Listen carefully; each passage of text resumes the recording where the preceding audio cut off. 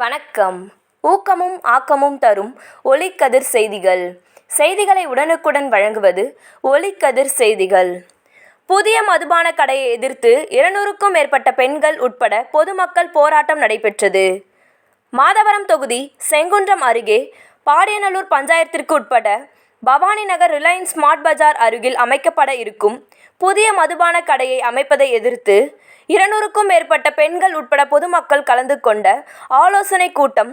புதிய மதுபான கடை திறப்பிற்கு எதிரான போராட்டக் குழு நிர்வாகிகள் மாரியப்பன், கிருஷ்ணன், ஜோசப், கஜா, இப்ராஹிம், சேகர், அபுபக்கர் உள்ளிட்டோர் ஏற்பாட்டில் பவானி அம்மன் ஆலய திருமண மண்டபத்தில் நடைபெற்றது.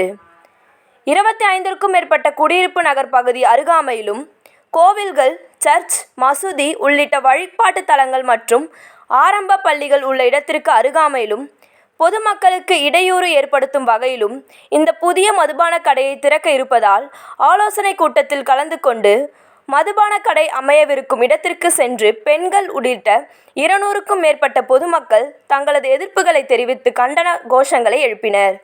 இதில் பவானி நகர் குடியிருப்போர் நல சங்கம், இயற்கை பாதுகாப்பு குழு, கரிகால் நகர் குடியிருப்போர் நல சங்கம், பெரியார் நகர் குடியிருப்போர் நல சங்கம், மகாமேரு நகர் குடியிருப்போர் நல சங்கம், ஜோதி நகர் குடியிருப்போர் நல சங்கம், சிங்கால் நகர் குடியிருப்போர் நல சங்கம், பாடியநல்லூர் காலனி நல சங்கம், ஸ்ரீ பவானி அம்மன் ஆலய அறக்கட்டளை, மக்கள் மறுமலர்ச்சி மன்றம், கைலாஷ் நினைவு அறக்கட்டளை, சமூக நல ஆர்வலர்கள் கூட்டமைப்பு, இந்திய கம்யூனிஸ்ட் கட்சி, மனிதநேய மக்கள் கட்சி, தாய் தமிழர் இயக்கம், தீர்த்தங்கிரியாம்பட்டு ஊராட்சி பொதுமக்கள் மற்றும் பல்வேறு நல சங்கங்கள், அனைத்து கட்சி நிர்வாகிகள் திரளாக கலந்து கொண்டு அடுத்த கட்ட நடவடிக்கை தொடர்பாக ஆலோசனைகள் மேற்கொள்ளப்பட்டது.